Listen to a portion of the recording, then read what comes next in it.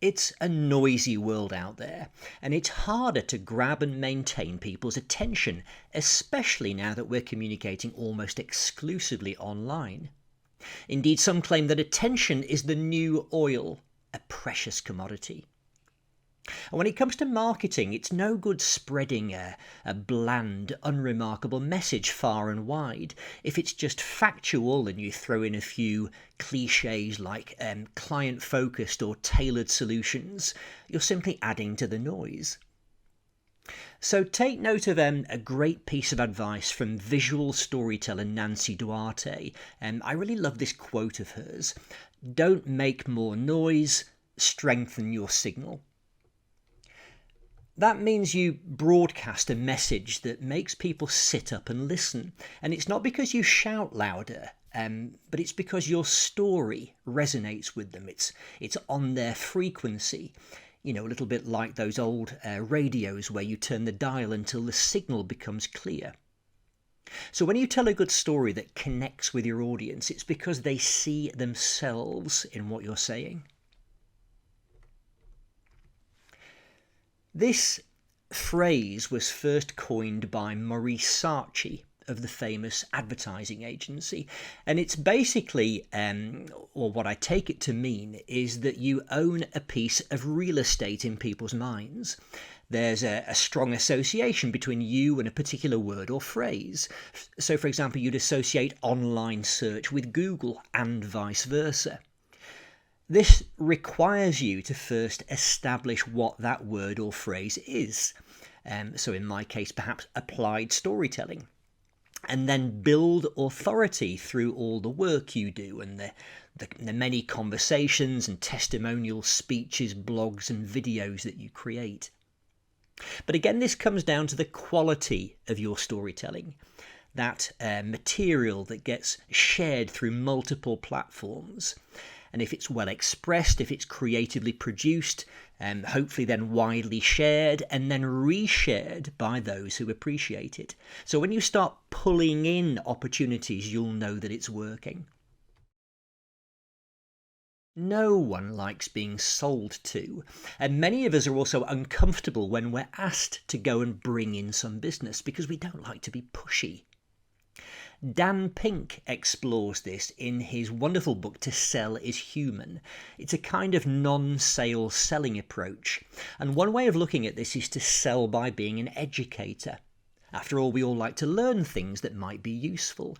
Selling by educating people about your area of expertise is a great way to make a good impression on your audience. And if you do it skillfully and modestly, you'll be seen as generous and someone worth listening to. That's why the 1-minute mentor exercise is so useful. It's giving you a stock of material that you can use to enlighten your audience and promote yourself in a subtle and a non-pushy way. And remember, if you're presenting data or you're trying to make the complex more digestible for a lay audience, you've got to package that information carefully. Don't just present figures, but explain the story behind the data, the human influences that led to this trend or that spike. Professor Hans Rosling was a genius when it came to doing this. He helped us understand what we needed to focus on, and he used metaphors and models and props to make his point. And we know from research that audiences have very poor recall of data, but that a high percentage remember the stories that they've heard. And for a professional in his field, this quote from Rosling seems a bit surprising on the face of it. He said, "Statistics are boring, stories are interesting." I think it's the title of one of his many TED Talks. Human beings don't buy on logic, they buy on emotion, and they use logic to justify the decision they've already made in their heart and their gut. And this is why Aristotle talked about the importance of logos, ethos, and pathos in communication. And you have to make your audience feel something as well as simply providing them with information. So let's say you were trying to persuade people to do something about plastics in the ocean. So you might use a chart showing the amount of plastic tonnage in the seas, measured every year since 2010. That's logos, that's cold information.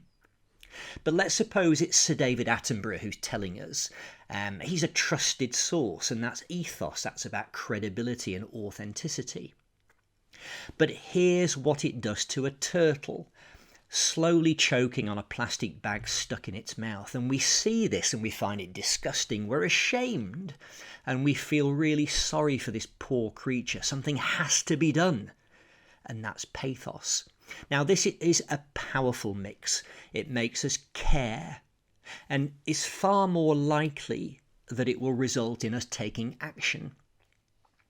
But if you rely solely on logos, you'll just leave people feeling rather cold and perhaps bore them so that they effectively switch channels. And in a more general sense, human beings are simply hardwired to understand the world through stories.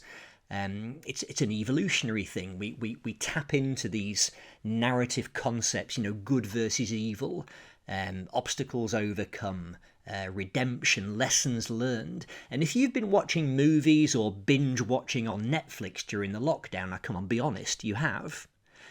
You've bought into these narrative themes. You've been hooked like a fish, and we just can't help it.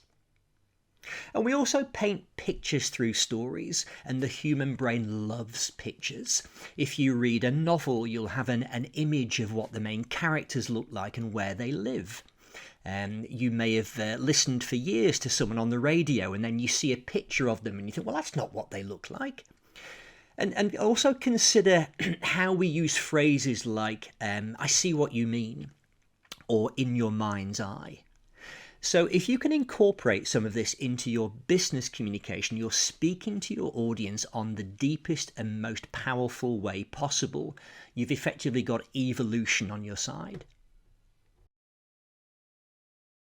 Now, there's a lot of evidence to suggest that we prefer to buy from people we like, and we prefer to buy from people who are like us. So if you're able to build rapport with people and find common ground through shared experiences, then you're well on the way to winning them over. So you might have a lot of expertise, but you've got to deliver that knowledge through really good interpersonal skills. After all, they're buying you as much as the product or the service that you're offering. And the flip side to storytelling is story listening. And that means getting the other party to trust you enough to open up and to reveal more than they actually did initially. And this is how you build a human connection with people. It goes beyond something that's shallow and transactional. But perhaps your most powerful asset in all of this is your library. It's like a mental filing cabinet where all your knowledge and experience is housed. And again, the 1 Minute Mentor is a fantastic exercise for you because it helps you to build up a stock of material. And I call them parcels of wisdom, things like mini stories or observations, models and metaphors. Now, these allow you to illustrate your expertise, and the more that you practice, the more confident you'll become. You'll be able to think on your feet and pull out the right nugget when you need it. And we call this rehearsed spontaneity, which is a very, very impressive skill. So there we are, 6 powerful reasons why storytelling is such an effective way to promote your business. And the very best salespeople, the very best educators, the best leaders are invariably great storytellers. It's like a superpower.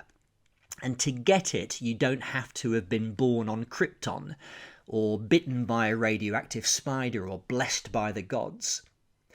But you might need a little bit of help and guidance. So please drop me a line and we will start this journey together.